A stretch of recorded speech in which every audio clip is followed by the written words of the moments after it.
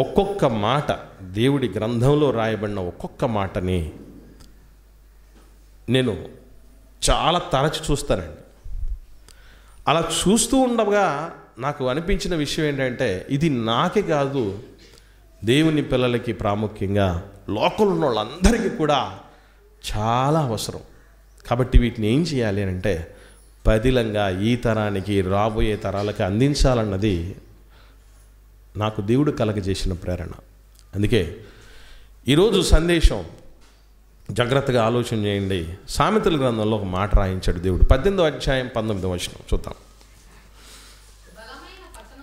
సామెతల గ్రంథం 18వ అధ్యాయం 19వ వచనంలో, బలమైన పట్టణమును వశపరచుకొనుట కంటే ఒకని చేత అన్యాయము నొందిన సహోదరుని వశపరచుకొనుట కష్టతరము.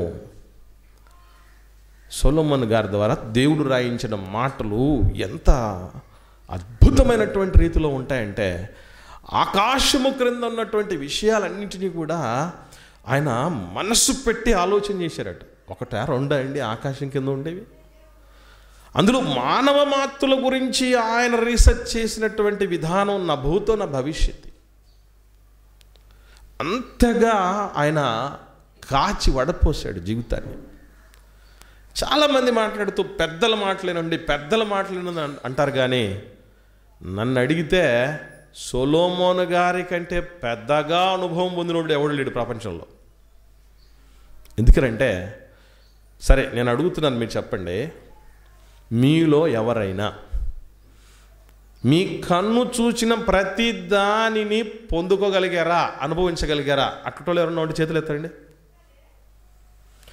మళ్ళీ అడుగుతున్నా, మీ కన్ను చూచిన ప్రతి దానిని మీరు అనుభవించారా, పొందుకోగలిగారా? అది ఎప్పటి వల్ల సాధ్యమైంది కాదు. కానీ నా కన్ను దేని మీదైతే పడిందో దాని అంతటిని నేను అనుభవించేశానండి.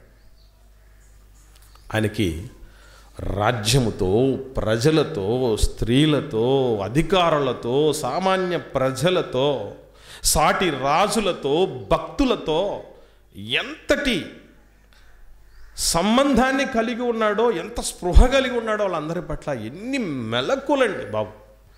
సామెతలు చదువుతున్న ప్రతిసారి అది సామెత కాదు, ఆత్మకు మేత అనిపిస్తుంది. ఆత్మకు మేత అనిపిస్తుంది. ఇక్కడ ఆయన మాట్లాడుతూ చెప్పిన మాట ఏమిటంటే, బలమైన పట్టణమును వశపరచుకోవటం ఎంత సులభం అండి. అది బలమైన పట్టణాన్ని వశపరచుకోవటం అంత సులభమా? యెరికో పట్టణం ఇశ్రాయేలు స్వాధీనపరుచుకున్నారంటే అది వాళ్ళ వల్ల అయింది కాదు, చాలా సునాయాసంగా వశపరుచుకున్నారు. అది కేవలం దేవుడి వల్ల అయింది అది. కానీ మానవ మాతృలుగా ఒక బలమైన పట్టణాన్ని వశపరుచుకోవటం అంటే ఎంతటి యోధులు సిద్ధమవ్వాలి, ఎంతమంది అలాంటి సిద్ధమవ్వాలి, ఎంత ఆయుధ సంపత్తి ఉండాలి, ఎంత నేర్పు ఉండాలి, ఎంత శిక్షణ ఉండాలి, శత్రువుకు మించిన జ్ఞానం ఉండాలి, వ్యూహ ప్రతివ్యూహాలు పన్నగలిగినటువంటి స్థితి ఉండాలి. అప్పుడు గనక అప్పటికి కానీ బలమైన పట్టణాన్ని మనం వశపరచుకోలేము. అలాంటి బలమైన పట్టణాన్నైనా వశపరచుకోగలము, కానీ ఎవరిని మనం నమ్మించలేమట, ఎవరిని వశపరచుకోలేమట అంటే ఒక్కని చేత అన్యాయము పొందిన వానిని. బేసికల్లీ మనిషి అన్యాయం పొందాడంటే ఏమని ఫిక్స్ అయిపోతాడు? ఇక్కడ గుర్తుపెట్టుకోండి, అన్యాయం చేస్తున్న వాళ్ళు, అన్యాయం అవుతున్నవాళ్ళు, ఇద్దరికీ సంబంధించినటువంటి గుణపాఠం ఈ పాఠంలో ఉంది. అన్యాయం చేస్తున్న వాళ్ళకి, అన్యాయం అయిపోతున్న వాళ్ళకి ఇద్దరికీ కూడా మేలుకరమైనటువంటి విషయాలు ఈ పాఠంలో ఉన్నాయి. జాగ్రత్తగా విందాం. ఒక మనిషి చేత అన్యాయం చెందాడు అనుకోండి, ఏం చేస్తాడు తెలుసా?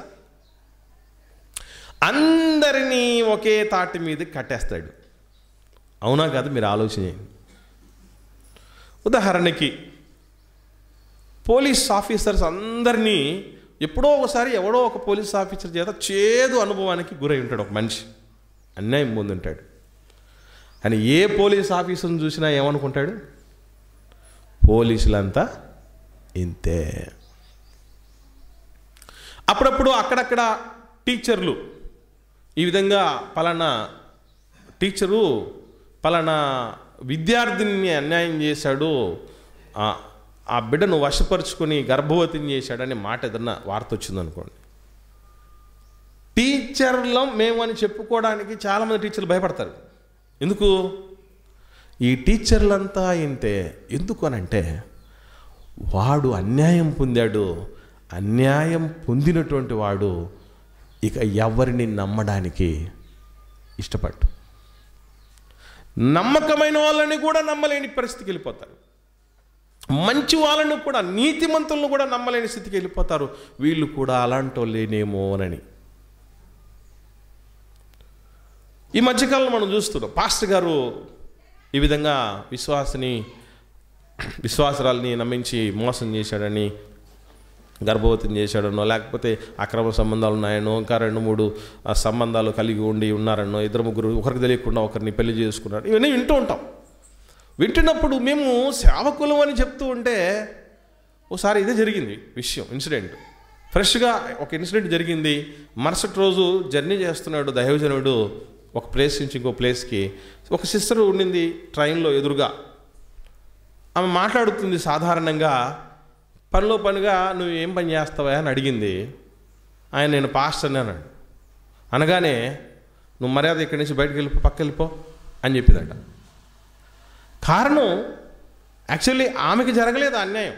ఇక్కడ చిత్రమైన విషయం ఏంటంటే, మనం అన్యాయం పొందడం కాదు, అన్యాయం ఒకరి వల్ల కలిగిందని తెలిసినా ఎవరైతే అన్యాయం చేశారో వాళ్ళ యొక్క జాతి అంతటికి కూడా దాన్ని అంటగడతారు. ఒకరి చేత అన్యాయం పొందిన వాళ్ళని వశపరుచుకోవటం, బలమైన పట్టణాన్ని వశపరుచుకోవటం కంటే సవాలుకరమైంది.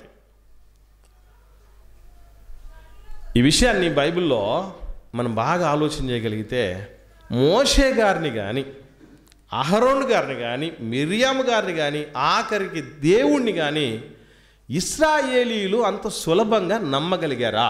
ఐగుప్తు నుంచి బయలుదేరి వచ్చేటప్పుడు, పాలు తెల్లు ప్రవహించే దేశానికి ప్రయాణం చేసేటప్పుడు నమ్మారా అంత సులభంగా? ఎందుకు నమ్మలేదు తెలుసా? 400 సంవత్సరాలు అన్యాయానికి గురైనటువంటి జాతి ఇశ్రాయేలు జాతి. అది ఎంత అన్యాయం అంటే మామూలు అన్యాయం కాదు. అప్పుడప్పుడు చెప్తూ ఉంటారు, నీ అన్యాయం అడుగు చేరా అని. అసలు ఎంత అన్యాయం అని అంటే, తగిన మెటీరియల్ కూడా ఇవ్వరు, కానీ ఫైన్ క్వాలిటీ వర్క్ బయటికి రావాలని చెప్పేసి ఇటువంటి పరిస్థితిలో ఉన్నారు. అలాగే మగ బిడ్డల్ని నిర్ద్వందంగా, నిర్దాక్షిణ్యంగా చంపేసేయాలి. ఎవడన్నా మిగులుంటే వాడిని ఏం చేయాలి? నైల్ నదిలో విసిరి పడేసేయాలన్నటువంటి అన్యాయానికి గురవుతున్న వాళ్ళు మౌనముగా ఎన్నో రకాలైనటువంటి బాధలను దిగమింగుకుంటూ ఒక్కసారిగా దేవుడి తరపున ఒక దైవజనుడు వచ్చిన, దేవుడే కళ్ళారా ఎన్నో అద్భుతాలు చూపించిన, అంత సులభంగా వాళ్ళు నమ్మలేకపోయారు. కారణం, ఒక్కని చేత అన్యాయానికి గురయ్యారు. అన్యాయానికి గురైనటువంటి వాళ్ళు గుర్తుంచుకోవాల్సినటువంటి విషయం ఒకటి ఉంది. అన్యాయం చేసేవాళ్ళు గుర్తుంచుకోవాల్సిన విషయం ఉంది. బైబిల్ గ్రంథంలో అన్యాయం ఏ విషయాల్లో చేస్తారంటే, అన్యాయపు తీర్పు తీరుస్తారని, అన్యాయపు సాక్ష్యం పలుకుతారని, అన్యాయంగా ఒక భార్యనో భర్తను వదిలేస్తారని, అన్యాయపు మాటలు మాట్లాడతారని, అన్యాయంగా మానసికంగా అనేకులను గాయపరుస్తారని, అనేక విషయాల్లో మనిషి అన్యాయానికి గురవుతున్నాడని, ఒక మనిషి అన్యాయం చేస్తున్నాడని దేవుడు చాలా స్పష్టంగా రాయించాడు. వీళ్ళలో ఖచ్చితంగా ఈ మాటలు వింటున్నటువంటి మనలో కూడా 2 వర్గాలలో ఉంటారు. మొదటిది అన్యాయం పొందుతున్నోళ్ళు, రెండవది అన్యాయం చేస్తున్న వాళ్ళు గుర్తుపెట్టుకోవాల్సినటువంటి విషయం ఏంటంటే, తెలుసో తెలియకో, చాలామంది తెలిసి కూడా ఆ అన్యాయాన్ని ఇది అన్యాయమురా అని అనుకున్నా కూడా మనస్సాక్షిని చంపుకొని చేస్తున్న వాళ్ళు చాలామంది ఉంటారు. అన్యాయ మాటలు మాట్లాడతారు, అన్యాయంగా 10 మందిని మాటలతో ఇబ్బంది పెడతారు, గాయపరుస్తారు, బాధ పెడతారు, మానసిక రోగానికి, మానసిక ఆందోళనకు గురి చేస్తారు. ఇటువంటి వాళ్ళందరూ కూడా గుర్తుపెట్టుకోవాల్సిన విషయం ఏంటంటే, ఒకసారి కొలసీలకు రాసిన పత్రిక చూద్దాం. అన్యాయం చేసేటువంటి వాళ్ళు తెలుసుకోవాల్సినటువంటి విషయం 3వ అధ్యాయము 25వ వచనం చూద్దాం. అపోస్తలుడైనటువంటి పౌలు గారు కొలసీలకు రాసిన పత్రిక 3వ అధ్యాయము 25వ వచనంలో, అన్యాయము చేసిన వానికి తాను చేసిన అన్యాయము కొలది మరలా లభించును, పక్షపాతం ఉండద్దు. దేవుడు చెప్తున్న మాట. అన్యాయం చేస్తున్న చాలా మందికి తెలియనటువంటి సత్యం ఏంటో తెలుసా? నేను వీళ్ళకి అన్యాయం జరిగితే నాకు న్యాయం జరుగుతుంది అనుకుంటారు. వాళ్ళ నోట్లో మట్టేస్తే నా నోట్లోకి లడ్డు పోతుంది అనుకుంటారు చాలామంది. కాదు ప్రియులరా, ఎప్పుడు ఎక్కడ ఎవరైనా ఎవరికైనా అన్యాయం చేస్తే న్యాయము తీర్చే దేవుడు ఉన్నాడు.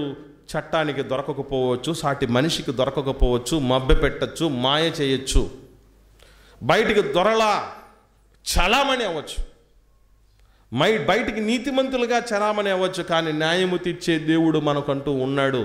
అన్యాయము చేసిన వాడు ఎవరైతే ఉన్నారో వాళ్లకు ఆ అన్యాయము కొలది ఏముంటుందట?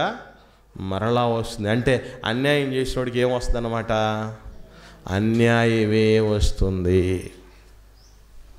దాంట్లో పక్షపాతం అంటూ ఉండదు. అంటే నీతిమంతుడు అన్యాయం చేస్తే ఒక చట్టం, అనీతిమంతుడు అన్యాయం చేస్తే ఇంకొక చట్టం అనేది ఉండదు. ఎవరైనా సరే అన్యాయం చేస్తే తిరిగి అన్యాయమే. అంటే ఎవరికైనా మనం అన్యాయం చేసేప్పుడు ఏం మైండ్లోకి రావాలి తెలుసా? నన్ను నేను అన్యాయం చేసుకోవటం ఎందుకు అని. అంతే కదా? నన్ను నేను అన్యాయం చేసుకుంటున్నాను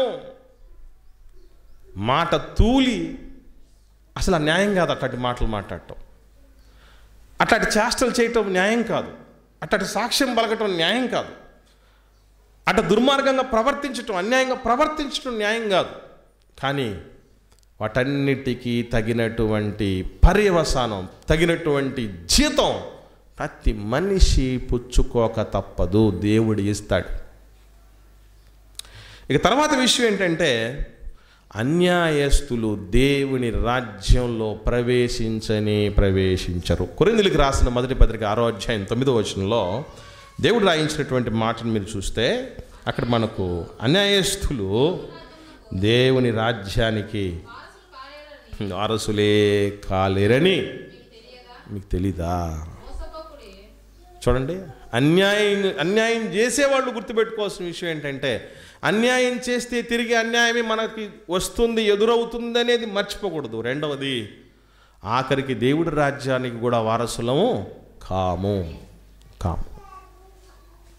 తర్వాత తెలుసుకోవాల్సిన విషయం ఏంటంటే, అసలు ఒక సోదరుడికి అభ్యంతరకరమైందైతేనే మన జీవితంలో ఏదన్నా ఉంటే, అన్యాయం వరకు వద్దు, అన్యాయం వరకు కాదు, అభ్యంతరకరమైనది ఏదన్నా మన జీవితంలో ఉంటే ఎదుటివారికి, దాన్ని ఏం చేయాలట?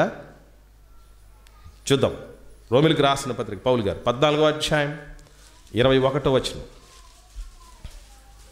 అపోస్తలుడైనటువంటి పౌలు గారు రోమిలకు రాసిన పత్రిక 14వ అధ్యాయం 21వ వచనంలో, మాంసము తినుట కానీ ద్రాక్ష రసము త్రాగుట కానీ నీ సహోదరునికి అడ్డము, అన్యాయం కాదు, అడ్డము కలగజేయునది మరి ఏదియు కానీ, సహోదరుడికి అడ్డం కలగజేసేదే మానమంటే ఏకంగా ఎక్కడ దాకా పోయాం మనం? అన్యాయం చేసేంత వరకే పోయాం కదా. ఎదుటి వారికి అన్యాయం చేసుకుంటున్నాం, మనం అన్యాయం అయిపోతూ ఉంటున్నాం, దేవుడి రాజ్యానికే దూరం అయిపోతున్నాం. అసలు అభ్యంతరము అడ్డం కలగజేసేది ఏదన్నా అనిపించినప్పుడు ఏం చేయాలంటే, మాంసం ఈ ప్రపంచంలో క్రేజియస్ట్ ఆహార పదార్థం ఏంటో తెలుసా? మాంసం తింటమే. అది ఎంతవరకు పోతుందంటే, ఎంతోమంది పెద్దవాళ్ళు కూడా ఉన్నారండి ఇశ్రాయేల్ సమాజంలో, కానీ మాంసం దొరకనందుకు వాళ్ళు ఏం చేశారు? 20 లక్షల మంది సనుకోవటం కదమ్మా, ఏడ్చారు. మాకు మాంసం ఎవరు పెడతారో అని ఏడ్చారు వాళ్ళు. ఏదో పిల్లోడు ఏడిచాడంటే పప్పుల బెల్లం కోసం అని అంటారు చూసారా. ఇప్పుడు పోయి పప్పుల బెల్లలు పోయాయి. నేను ఒకసారి ఏం జరిగిందంటే మ్యారేజ్ డేకి పోయాం. రాజారమణ కమలక్క దంపతుల మ్యారేజ్ డేకి వెళ్ళినప్పుడు వాళ్ళ మనవరాలు ఒకటి ఉంది. దానికి ఐస్ ఫ్రూట్ లాగా దాని చేతిలో ఏముందో తెలుసా? లెగ్ పీస్ ఉంది. దానికి పట్టుమని 2 ఏడుగులు లేవు. దాన్ని నేను చూసి అడిగిన తర్వాత ఏందమ్మా అని అంటే దాన్ని పక్కకు తీస్తుంటే లాగేసుకుంటుంది. అది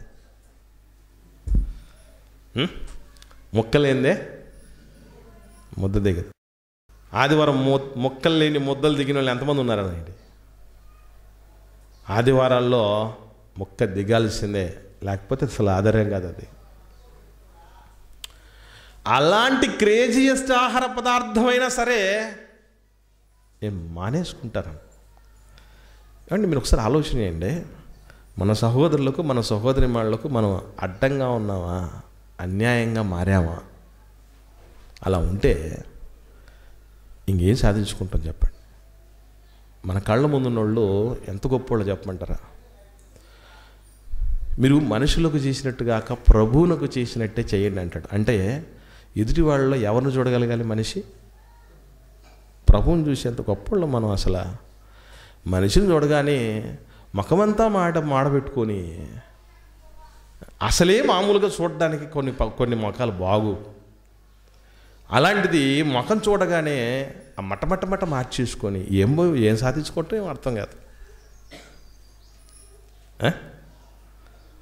సంతోషంగా సహోదరులనే పలకరించుకోలేని దుస్థితిలో ఉన్నాం మనం. సిగ్గుకరమైన సంగతి. సహోదరునికి అడ్డం కలగజేసేది మాంసమైనా సరే వదిలేస్తానంటూ ఉంటే ఏకంగా అన్యాయానికి దిగబడుతున్నాం. నీ సహోదరుని పట్ల నీ సహోదరి పట్ల నువ్వు ప్రేమగా వ్యవహరించకపోవటం కూడా అన్యాయమే. వారి ఎడల బాధ్యత కలిగి ఉండకపోవటం కూడా అన్యాయమే. దేవుడికి ఇవ్వాల్సిన సమయం ఇవ్వకపోవటం అన్యాయం. దేవుడిచ్చిన బాధ్యతను విస్మరించటం అన్యాయం. అట్టాటి అన్యాయస్తులు దేవుడి రాజ్యానికి ఎట్లా వారసులు అవుతారండి? వాళ్ళు తిరిగి ఫలం పొందుకోకుండా ఎలా ఉంటారని అనుకుంటున్నావు? వద్దు అలాంటి పరిస్థితి. శక్యమైతే ఏం చేయాలంటే మన మనస్సు ఎట్లా తయారవ్వాలంటే ఒక అద్భుతమైన విషయం చెప్పాడు దేవుడు. అన్యాయం చేస్తున్న వాళ్ళు గుర్తుపెట్టుకోండి. ఏమనంటే మత్తయి సువార్త 7వ అధ్యాయం 12వ వచనం చూద్దాం. మత్తయి సువార్త 7వ అధ్యాయం 12వ వచనం. మనుష్యులు మీకు ఏమి చేయవలనని మీరు కోరుదురో. ఇక్కడ నాదో ప్రశ్న. మనుషులు మనకు అన్యాయం చేయాలి అని మనం అనుకుంటామా? పోనీ మనుషులు మనకు అడ్డం అవ్వాలి, ప్రతి విషయానికి అడ్డం చెప్పాలనుకుంటావా? మనుషులు మనం మోసం చేయాలనుకుంటావా? మనుషులు మన దగ్గర వేషధారంతో ఉండాలి, నా కళ్ళ ముందు ఎవడు కనపడితే వాళ్ళు ఒక్కొక్క వేషధారే ఉండాలి అనుకుంటావేంటి? ఏమనుకుంటాం మనం? ఎదుటివాడు మంచిగా ఉండాలి, నా పట్ల నాకు మేలు చేయాలి, నాతో మంచిగా మాట్లాడాలి, నాకు గౌరవం ఇవ్వాలి, నాకు విలువనివ్వాలి, నన్ను ప్రేమగా చూసుకోవాలి, నాకు సాయం అందించాలి, నాకు అడ్డంగా ఉండకూడదు, నాకు అన్యాయం చేయకూడదు అనుకుంటావే. మనుషులు నీకేం చెయ్యాలని నువ్వు అనుకుంటావో నువ్వు అది చెయ్యవయ్యా మనుషులకు అన్నాడు దేవుడు. ఇంత అద్భుతమైన చట్టాలని దేవుడు తప్ప ఎవరు ఇవ్వలేదు పిల్లరా. నిన్నువరే నీ పొరుగు వాడిని ప్రేమించంటే అదే మాట తోలకూడదు, నా మీద ఎవరు నాకు అవమానం ఎవడు కలవ చేయకూడదు అనుకుంటావు కదా. మరి ఎందుకు అనవసరంగా ఎదుటి వారి మీదకి మాట తోలేస్తున్నావు? ఎందుకు తప్పుడు దృష్టితో చూస్తున్నావు? ఎందుకు కించపరుస్తున్నావు? ఎందుకు అవమానపరుస్తున్నావు? ఎందుకు అలా ఉంటున్నావు? ఏంటి కారణం? ఏంటి ఆలోచించగలిగితే పిల్లరా, అది అన్యాయం చేసేవారు గుర్తుపెట్టుకోవాల్సినటువంటి విషయం. మనుషులు మనకేం చేయాలనుకుంటామో అదే మనం వాళ్ళకి చేయాలి. అందరూ ప్రేమగా నాతో మాట్లాడాలనుకుంటాం, కానీ ఒకరితో మనం ప్రేమగా మాట్లాడుతున్నామా చెప్పండి? అందరూ నాతో సమాధానంగా ఉండాలనుకున్నాం, నాతో ఫ్రెండ్షిప్ చేయాలయ్యారని అనుకుంటాం, మంచిదే. మరి మనం ఎలా ఉన్నాం? అదే అడుగుతున్నాడు దేవుడు. ఇక అన్యాయం పొందుతున్న వాళ్ళు అంటే ఒకరి చేత అన్యాయం పొందినటువంటి వాళ్ళమైనా సరే ఏ స్థితికి వెళ్ళకూడదో తెలుసా ప్రియులరా? ఇంకా ఎవరిని నమ్మలేనంత దుస్థితికి వెళ్ళకూడదు. అది మనకే చాలా ప్రమాదం. ఎందుకంటే కొన్ని సందర్భాల్లో మంచిని కూడా చెడు అనుకునే ప్రమాదం ఉంది, మేలును కూడా కీడనుకునే ప్రమాదం ఉంది. దేవుడిచ్చిన మంచి అవకాశాన్ని కూడా వద్దు అని దూరపరుచుకునే అవకాశాలు ఉన్నాయి. అన్యాయం పొందుతున్నవాళ్ళు గుర్తుపెట్టుకోండి. అసలు పొందుతున్నవాళ్ళు గుర్తుపెట్టుకోవాల్సిన మరొక ప్రాముఖ్యమైనటువంటి విషయం చూద్దాం, ఆలోచన చేద్దాం. కొరింథీయులకు రాసిన మొదటి పత్రిక 6వ అధ్యాయము 7వ వచనం చూద్దామండి. కొరింథీయులకు రాసిన మొదటి పత్రిక 6వ అధ్యాయం 7వ వచనం. ఒకని మీద ఒకడు వ్యాజ్యం ఆడుట మీలో ఇప్పటికే కేవలము లోపము, అంతకంటే అన్యాయము సహించుట. ఇదేంటిది? అన్యాయము ఏం చేయాలట? అన్యాయం ఏం చేయాలట అండి? సహించాలట. అన్యాయము సహించుకోవాలట. కానీ అన్యాయము సహించుకుంటున్నామా, లేకపోతే మంచి న్యాయవంతుల్ని కూడా అన్యాయం అని ఒకే ఘాటి కింద కడుతున్నాం? అప్పుడప్పుడు చెప్తూ ఉంటారు, పచ్చి కట్టెను ఒట్టి కట్టెను ఎండు కట్టెను రెండింటిని కూడా ఒక ఘాటి కట్టకూడదని. అసలు అందరినీ సాధారణీకరణ చేయటం కాదు. నీకు ఎవరైతే అన్యాయం చేశారో వాళ్ళ విషయంలో మనం ఏం దానికి దిగుతామట? వ్యాజ్యానికి దిగుతాం. మీలో ఒకడికొకడు వ్యాజ్యానికి దిగడం కంటే అప్పుడప్పుడు చూడండి, కయ్యాని కాలు దివేళ్ళు చాలామంది ఉంటారు. పొరపాటున మనకు అన్యాయం జరిగింది, పలానోళ్ళ వల్ల జరిగితే ఏం చేద్దాం అనుకుంటాం? నాకే అన్యాయం చేస్తాడా వాడు, నాకే అన్యాయం చేస్తుంది అది. ఏమేమి అవకాశాలు ఉన్నాయో వాళ్ళు పనిష్మెంట్ ఇవ్వటానికి వాళ్ళు నా దగ్గర నా పాదాక్రాంతుల వారు నాకు సారీ చెప్పాల్సిందే, నా కాలు పట్టుకోవాల్సిందే అనేటువంటి దాంతో రగిలిపోతున్నటువంటి వాళ్ళు చాలామంది ఉన్నారు. గుర్తుపెట్టుకోండి, ఒకరి మీద ఒకడు వాజ్యం ఎందుకు అవుతాడు? అన్యాయం జరిగినప్పుడు కదా. అలాంటి పరిస్థితుల్లో ఉన్నప్పుడు ఏం చేయగలగాలట? అన్యాయము సహించుట మేలా? మనకి ఎప్పటికైనా తెలుసండి అన్యాయం సహించటం మేలని. అన్యాయాన్ని నేను సహించలేను అని చెప్పేవాడు చాలామంది ఉంటారు. బైబిల్లో దేవుడు చెప్పిన మాట ఏందే? అన్యాయము సహించుటే మేలట. ఎట్లా మేలు అవుద్ది అంటే కిందకు కొన్ని మాటలు మరిన్ని చూద్దాం. పేతురు గారు రాసిన మొదటి పత్రిక 2వ అధ్యాయం 19వ వచనం చూద్దాం. పేతురు గారు రాసిన మొదటి పత్రిక 2వ అధ్యాయం 19వ వచనం. ఎవడైనాను అన్యాయముగా శ్రమ పొందొచ్చు.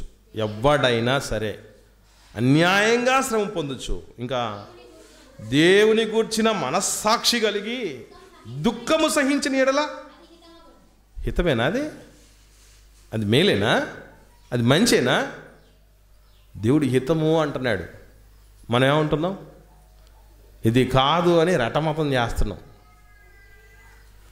అన్యాయము దేవుడి గురించిన మనస్సాక్షి కలిగి దాన్ని ఏం చేయగలగాలంటే అన్యాయాన్ని మనకు అంత సహనం ఉంటుందండి. ఇంట్లో ఉన్న సొంతోళ్ళు కాస్త మనకు అన్యాయం చేశారని తెలియగానే మామూలుగా ఉండం కదా, పూర్తిగా మారిపోతాం. అది మంచిదట, హితమవుతుందట. ఎందుకంటే కిందికి చదువుదాం 20వ వచనంలో. తప్పిదమ్మునకై దెబ్బలు తిన్నప్పుడు మీరు సహించిన ఎడల మీకేమి ఘనము, మేలు చేసి బాధపడినప్పుడు మీరు సహించిన ఎడల అది దేవునికి హితమగును, ఇందుకే మీరు పిలవబడ్డారు అన్నాడు. అసలు మనం పిలువబడిన విధానం కూడా, పిలువబడిన ఉద్దేశం కూడా అదేనంట. ఇప్పుడు నేను అడుగుతున్నాను, అన్యాయం చేసిన వాళ్ళ కంటే అన్యాయం చేసిన వాళ్ళు ఎక్కువ మంది ఉంటారా? ప్రపంచంలో అన్యాయం అయిపోయిన వాళ్ళు ఎక్కువ మంది ఉంటారా? ప్రశ్న మళ్ళీ ఒకసారి అడుగుతున్నా, $1 మిలియన్ ప్రశ్నలాగా ఉంది మీకు ఇది. అన్యాయం చేసిన వాళ్ళు ప్రపంచంలో ఎక్కువ మంది ఉంటారా? అన్యాయం అయిపోయిన వాళ్ళు ఎక్కువ మంది ఉంటారా? అయిపోయిన వాళ్ళు చాలా తక్కువ అండి బాబు, చేసేవాళ్లే ఎక్కువ. సంఘంలో దేవుడి పిల్లల మధ్య కూడా పెద్దవాళ్ళు కూడా ఎట్లా పెంచుతారంటే మనల్ని, నాయనా నీ దగ్గర నుంచి ఎవరన్నా అన్యాయంగా తీసుకున్నాడు అనుకో, వాడి కోసం ప్రార్థన చేయ బిడ్డ అంటావేంటి? వాడు నీ దగ్గర ఏదన్నా తీసుకుంటే వాడిది అంతా లాక్కో, ఎవడైనా ఏమైనా అంటే నేను చూసుకుంటా. అసలే మనం సీమ బిడ్డలం, దేవుని బిడ్డలం కాదు. కడప అని అనగానే ఎవడికైనా ఏం గుర్తొస్తుందండి? బాంబే. నేను బయట వాక్యం చెప్పడానికి వెళ్ళినప్పుడు నన్ను ఇప్పుడు కడప నుంచి ఒక బాంబు వచ్చింది అంటారు, నన్ను కూడా బాంబు చేశారు. అట్లా మనం నేర్పించాం మనం పిల్లలకు కూడా. అసలే మనది స్థలపరంగా స్థల పురాణం అంటారు, ఏదో చూసారా? స్థలపరంగా కూడా మంది ఫ్యాక్షన్ల అడ్డా. ఇటు పక్కనే ఉన్నటువంటి అనంతపురం ఫ్యాక్షన్కి కేంద్రం చెప్తారు. ఇంకా కర్నూలు కత్తులు, కడప బాంబులట. ఇటు రాయలసీమ అనగానే అదొక రగిలిపోయేటటువంటి పరిస్థితుల్లో ఉన్నటువంటి దానిలో పుట్టినోళ్ళు కడప వాళ్ళు. ఈ ప్రాధాన్యతను, ఈ ప్రభావాలను మించి మనం దేవుని బిడ్డలో నిరూపించుకోగలగాలంటే చేయాల్సింది ఒకటే, అన్యాయం అయిపోవడానికి పిలువబడ్డాం. మీరు రెడీనా? మనం అన్యాయం అయిపోవడానికి రెడీ సిద్ధపడి అందుకోసం పిలువబడ్డామట. నేను అడుగుతున్నాను, మనం ఇప్పటిదాకా ఎన్ని విషయాల్లో అన్యాయం అయిపోయి ఉంటాం? ఎన్ని విషయాల్లో అన్యాయం అయిపోయి ఉంటే అంత ధన్యులం మనం. భార్య విషయంలో అన్యాయం అయిపోయారా? ధన్యోస్మి. భర్త విషయంలో అన్యాయం అయిపోయారా? తోబుట్టుల విషయంలో అన్యాయం అయిపోయారా? ఆస్తి పంపకాల విషయంలో అన్యాయం అయిపోయారా? మంచితనంతోనే మనం ఎంతో మునిగిపోయామా? అయితే ధన్యులమే. మునిగింది కాదది, తేల్చేదే, ఒడ్డున పడేసేదే అన్యాయం. ఇది గుర్తుపెట్టుకోండి. అన్యాయం పొందుతున్నటువంటి వాళ్ళు ఇంక ప్రపంచంలో ఎవరిని నమ్మకూడదు, ఇక అతన్ని కూడా నమ్మకూడదు. కొంతమంది ఉంటారండి, తప్పు చేశాను ముర్రో అని చెప్పినా కూడా నువ్వు తప్పు చేయటం ఎలా, మళ్ళీ క్షమించమని అడగటం ఎలా, నెవర్ అని చెప్పాలి చాలామంది. తెలుసా మీకు? ఇదంతా ప్రమాదకరమైన లక్షణాలు. పిల్లలు గుర్తుపెట్టుకోండి. తెలియకుండానే సాతాను మన జీవితాల్లోనికి ప్రవేశపెట్టేటటువంటి తంత్రాలు ఇవన్నీ. ఒక్కొక్కటి ఎరిగి వాటిని కూకటి వేళ్లతో పెళ్ళగించకపోతే మన బ్రతుకులు పెళ్ళగించబడతాయి. మరొక మాట చూద్దాం. కొరింథీయులకు రాసిన మొదటి పత్రికలో 10వ అధ్యాయం 13వ వచనంలో మనం అందరం తెలుసుకోవాల్సినటువంటి విషయం, చాలామందికి తెలియనటువంటి విషయం ఏంటంటే, పౌలు గారు కొరింథీయులకు రాసిన మొదటి పత్రిక 10వ అధ్యాయం 13వ వచనంలో, సాధారణముగా మనుషులకు కలుగు శోధన తప్ప, మనుషులకు వచ్చే అన్యాయాలు తప్ప మరి ఏదియు మీకు సంభవించలేదు. దేవుడు నమ్మదగిన వాడు, మీరు సహింపగలిగిన దానికంటే ఎక్కువ ఆయన మిమ్మును శోధింపబడనీయడు. అంతేకాదు, సహింపగలుగుటకు ఆయన శోధనతో కూడా తప్పించుకొను మార్గమును కలగజేస్తాడు. మనం ఏమనుకుంటామంటే, ఈ ప్రపంచంలో నేను అన్యాయం అయిపోయినట్టుగా ఎవరు అన్యాయం కాలేదండి అని చెప్తాను. విన్నారా డైలాగులు? నాకు జరిగినంత అన్యాయం ఎవరికి జరగలేదమ్మా, నాకు జరిగిన అన్యాయం పగోడు కూడా జరగకూడదమ్మా అనుకుంటారు. తెలుసుకోవాల్సిన సత్యం ఏంటి తెలుసా? మనుషులకు వచ్చే శోధనలు, మనుషులకు కలిగే అన్యాయాలు తప్ప ఇంకొకరికి ఏవి జరగవు. ఎన్నో విషయాల్లో నేను కూడా అన్యాయానికి గురైన ఉండే. And at the same time తెలుసో తెలియకో అన్యాయం కూడా చేసినోడ్నే. కానీ గురైనటువంటి వాడు తెలుసుకోవాల్సిన విషయం ఏంటంటే, దేవుడు చెప్తున్నాడు, అందరికీ కలిగేవే మీకు కలుగుతున్నాయి. మనకు వచ్చిన బాధ, మనకు జరిగిన అన్యాయం, మన విషయంలో జరిగినటువంటి ఆ దుర్మార్గమైనటువంటి పని ఇంకొకరికి ఎవ్వరికీ జరగలేదని అనుకోవటం పొరపాటు. అది తీసేసుకోండి. మనుషులం, పెద్దలు అంటారు మంచి మాట, ఏమనంటే కష్టాలు మనుషులకు కాకుండా మహానులకు వస్తాయని. మనకంటే మించిన కష్టాలు వాటికి వస్తున్నాయి, నిలబడి ఎదుర్కొంటున్నాయి. అవి తెలుసా మీకు? మనమన్నా ఎండకు ఏం చేస్తాం? ఇళ్ళల్లోకి వస్తాం, ఏసీల్లో వేసుకుని ఉంటాం. కానీ ఎన్ని డిగ్రీల ఫారెన్హీట్ ఉన్నా మండు టెండలో బగబగ మంటలకు తట్టుకొని మరలా చిగురించి గెలుస్తున్నాను చూడని నిరూపిస్తాయి. చూసారా? అవి మాన్లు బెటర్ మనకంటే. ఆలోచించండి పిల్లరా. సో ఇలా దేవుడు ఎన్నో సందర్భాల్లో ఏమని చెప్తారంటే, అన్యాయం చేస్తున్నవాడు అన్యాయం చేయకుండా ఉండటానికి అరే ప్రేమ కలిగి ఉండు. ఎందుకనంటే ప్రేమ కలిగి ఉండటం వలన ఎవడికి నువ్వు అన్యాయం చేయాలనుకో. ప్రేమ అన్యాయం అయిపోతుంది తప్ప అది అన్యాయం చేసేది కాదు. ఇంకొకటి, మనం ఒకవేళ ఎవరి చేతైనా అన్యాయం పొందాం, నష్టపోయాం, ఇప్పుడు వాడి దోషాలు ఆమె దోషాలు మనకు కనబడకూడదండి. ప్రేమ ఏం చేస్తుందట? దోషాలు కప్పేస్తుందట. మనం ఏం చేస్తాం తెలుసా? ఇంట్లో సహా మనం కప్పబడిన దాన్ని తవ్వేస్తాం. మళ్ళీ ఇటు పోస్ట్ మార్టం చేసి ఆల్రెడీ పూర్తి చేసి ఉంటారు శవాన్ని, మళ్ళీ దాన్ని రీపోస్ట్ మార్టం సందేశాలను మళ్ళీ ముందేం జరిగింది, ఆ వారం ఏం జరిగింది, ఈ వారం ఏం జరిగింది, ఎంతవరకు వచ్చింది, ఇది ఏం ఆలోచన చేయం. కానీ నీవు ఆ రోజు ఏమి చేసితివో నువ్వు మర్చిపోయావు, ఎందుకంటే గాయమైంది నాకు కదా అని. గాయపడి వాళ్ళు చెప్పే మాటలు ఇది కదా. అంటే చాలామంది అంటారు చిన్న చిన్న విషయాలకి హర్ట్ అయిపోతుంటారు. యాక్చువల్లీ నీకు చిన్న విషయం అది నాకు చాలా పెద్ద విషయంగా తీసుకున్నాను, నేను చాలా సీరియస్గా తీసుకున్నాను అంటారు. అసలు సీరియస్ విషయాలనే సిల్లీగా తీసుకోరా అంటున్నాడు దేవుడు. మనం ఏం చేస్తాం? సిల్లీ విషయాలనే సీరియస్గా తీసుకుంటాం, అక్కడ దెబ్బతింటున్నాం. కాబట్టి ఒకవేళ ఇప్పటిదాకా మనం ఎవరికైనా తెలుసో తెలియక అన్యాయం చేసి ఉంటే అన్యాయం మానండి. ఒకవేళ అన్యాయం అయిపోయి ఉంటే, శత్రువు ఆకలిగా ఉంటే ఏం చేయమన్నాడు దేవుడు? భోజనం పెట్టమన్నాడు. అసలు మనం సొంతంలోకే పెట్టం, శత్రువు వరకు దేవుడు ఎరుగు, సొంత వాళ్ళకే పెట్టుకోలేము మనం. శత్రువు ఆకలి అవుతుందంటే మనం ఏమంటాం తెలుసా? తిక్క కుదరాలి నీకు, లేకపోతే దేవుడు నా జోలికి వస్తావా? ఇట్టే కాదు, నీకు జీవితాంతం ఆకలితోనే చావాలి, మళ్ళా మాడిపోవాలి అని ఉంటారు కదా. అందుకే దేవుడు ఊరికే అనలా. శత్రువు పడుంటే పడితే ఏం చేయమన్నాడు దేవుడు? మనసులో కూడా సంతోషపడదు అంటారు. కొందరు ఉంటారు బయటికి సంతోషపడకపోయినా లోపల సంబరాలు చేసుకుంటూ ఉంటారు శత్రువు పడితే. అన్నీ చూస్తున్నాడు దేవుడు. ప్రతి వానికి వాని క్రియల చొప్పున జీతం ఇచ్చే దేవుడు మనకు సిద్ధంగా ఉన్నాడు. కనుక ప్రియులారా, అన్యాయం చేయకండి, చేయకూడదు. మనం అన్యాయం ఒకవేళ పొందిన పట్టణమైనా వశపరచుకోవచ్చు, కానీ నన్ను మీరు నమ్మించలేరన్నటువంటి పరిస్థితికి దిగజారకూడదు. అన్యాయం చేసేవాడు నా సోదరుడు, నా సొంతవాడు, దేవుని బిడ్డ అని ఆలోచన చేస్తే పొరపాటును కూడా చేయడు.